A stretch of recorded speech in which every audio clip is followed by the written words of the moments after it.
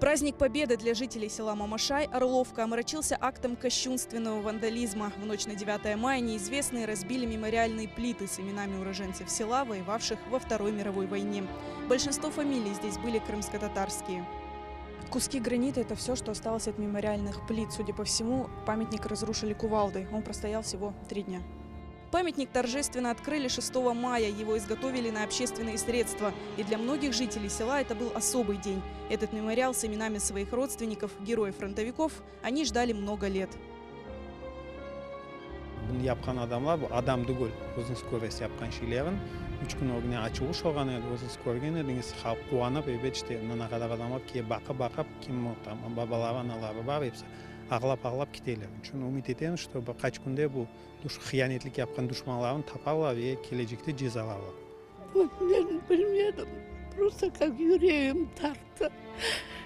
Vardı. Bakayım. Çeşim oğlum oturar. Oğlum ne yapasın? Bana bir bakmadılar.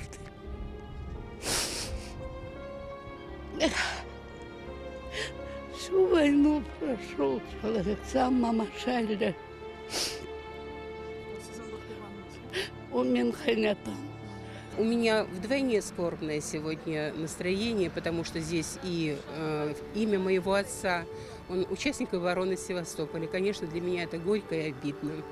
Меня слезы душат от обиды, я не знаю, как передать свои чувства.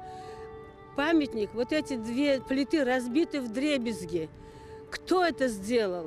Я удивлен, как я сегодня утром увидел. Я говорю, когда делали, я помогал, переноска, освещение дал. Поэтому, что надо помочь, помогу. Сейчас помогаю. Но такого я еще не видел.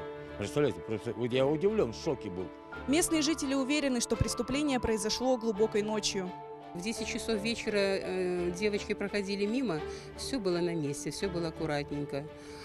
Утром женщина пришла возлагать цветы, здесь вытеснена фамилия ее отца, и увидела вот такое вот безобразие. Преступление расследуют правоохранительные органы. Местные активисты обещают восстановить памятник в кратчайшие сроки.